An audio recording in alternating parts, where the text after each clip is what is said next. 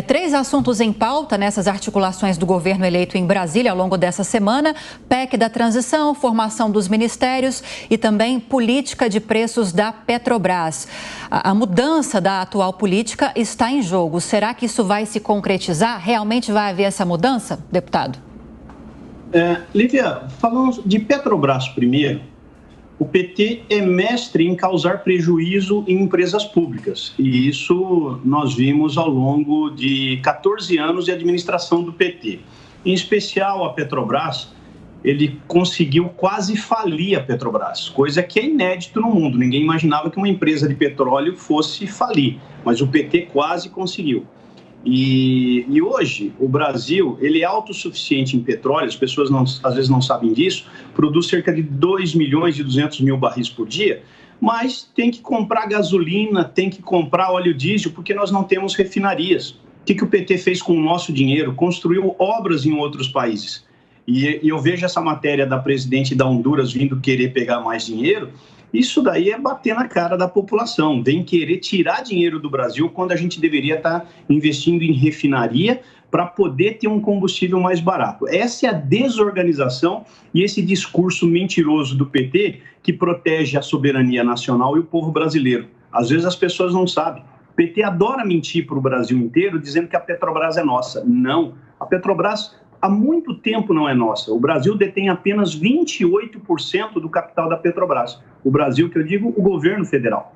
E ainda consegue, pelo menos no governo Bolsonaro, arrecadar um pouco desse dinheiro. 28% do lucro da Petrobras, pelo menos, entra no cofre do governo federal. Sobre as negociações, Geraldo Alckmin está sendo aí até habilidoso nessa composição dessa base para se aprovar essas medidas.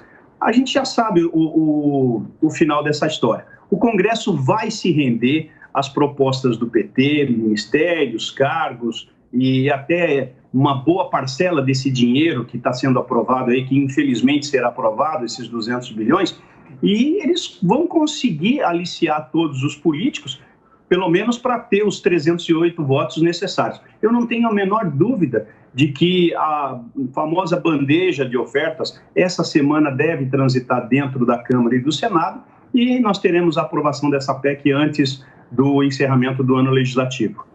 Amanda Klein, no fim de semana, um diretor da Petrobras disse que não vai partir da Petrobras qualquer mudança na política de preços. Essa é uma discussão política, isso é verdade, né? É verdade, Tiago. Por isso deve ser levado a cabo pelo governo apenas após assumir em 2023 e passando por uma longa discussão. Parece, e ao que tudo indica, a campanha do presidente Lula já sinalizava isso, de que haverá sim uma mudança na política de preços da Petrobras. A atual é a PPI, né, a política de paridade de preços de importação. Isso deve ser substituído por alguma fórmula que envolva a produção local de petróleo, a parcela do petróleo que é produzido localmente. Como o deputado explicou, nós temos que importar uma parte desse petróleo refinado, né, o petróleo que é usado como combustível. Mas essa fórmula deve levar em conta os preços internacionais e também a produção local. Vamos ver como isso se desenvolve. Mas também há todo o plano de investimentos já anunciado pela Petrobras para os próximos anos, há essa política de desinvestimento, que é a venda de ativos da Petrobras. Como você sabe, o PT quer retomar o controle sobre isso justamente para sermos autossuficientes em petróleo, voltar a investir em refinarias. Há muita discussão, há muito debate sobre se essa seria a melhor estratégia ou não. Tem muita coisa sobre a mesa. Tem a política de ICMS, que também foi cortado o ICMS. Provavelmente isso não deve voltar dos estados, mas deve ser adotada aí, é uma discussão de governo também, uma política de compensação perene para os estados que sofreram com a queda dessa arrecadação. Em São Paulo, por exemplo, que é o estado onde eu moro, posso dar um exemplo, são R$1 bilhão por mês, mais ou menos, que se perde com a falta de arrecadação, a diferença de arrecadação com esse teto de 17% de ICMS. Então, são, grosso modo, 12 bilhões de reais por ano que se perde em arrecadação de ICMS com combustível. Como será feita essa compensação de uma forma mais duradoura? Há vários temas aí sobre a mesa, mas esse encontro de hoje, de Jean Paul Prats, Maurício Tolmasquim, outras pessoas, Magda Chateaubriand, outras pessoas que fazem parte do grupo de transição de Minas e Energia, da parte do setor elétrico, de combustíveis da Petrobras, esse encontro que deve acontecer hoje no Rio de Janeiro, na Petrobras, depois na Agência Agência Nacional do Petróleo deve levar em consideração questões mais afeitas mesmo à estatal.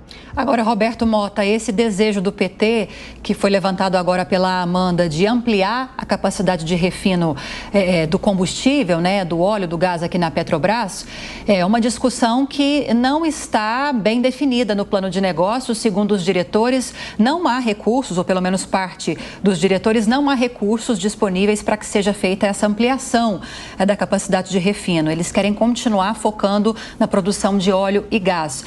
Com a posse do novo governo, é possível que haja alguma mudança nesse plano de negócios ou ele é algo congelado que não se pode mexer nesses próximos anos? A mudança é absolutamente certa, Lívia. Vamos aproveitar rapidamente para fazer uma revisão do que foi a história da Petrobras na era PT. Todo mundo se lembra do Petrolão, né? Foi um esquema bilionário de corrupção na Petrobras, que ocorreu nos governos do PT, estourou em 2014. O Petrolão consistia da cobrança de propina das empreiteiras, lavagem de dinheiro, evasão de divisas e superfaturamento de obras contratadas. E esse dinheiro todo ia para abastecer os cofres dos partidos e o bolso de funcionários da estatal. Só um gerente de nível médio da Petrobras devolveu em propina 100 milhões de dólares. Só um diretor devolveu quase $1 bilhão. Além disso, esse lucro, né, dessa operação toda era distribuído para partidos políticos usarem nas suas campanhas eleitorais. Uma parte também ia para contas no exterior e outra era destinada para compra e reforma de imóveis para políticos. As obras envolvidas nisso foram inúmeras. Temos a refinaria Abreu e Lima, no Paraná, o Comperj aqui no Rio de Janeiro, a refinaria Presidente Getúlio Vargas e a famosa refinaria de Pasadena, nos Estados Unidos, que tinha sido vendida e comprada por $40 milhões e 2 anos depois foi comprada pela Petrobras por mais de $1 bilhão. De acordo com as estimativas, o prejuízo causado pelo Petrolão à nação brasileira foi de 42 bilhões de reais. Pode ser que dessa vez seja tudo diferente, mas é pouco provável.